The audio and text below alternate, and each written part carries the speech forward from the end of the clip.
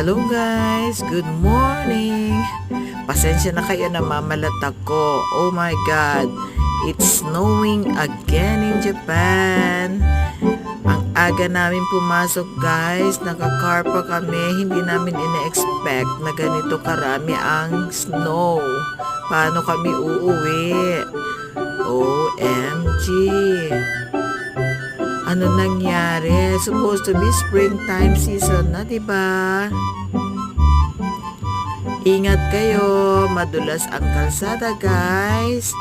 Baka mamaya mabalian tayo, hindi makapag-work.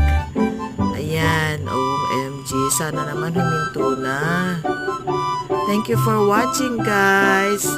Love you all. Bye!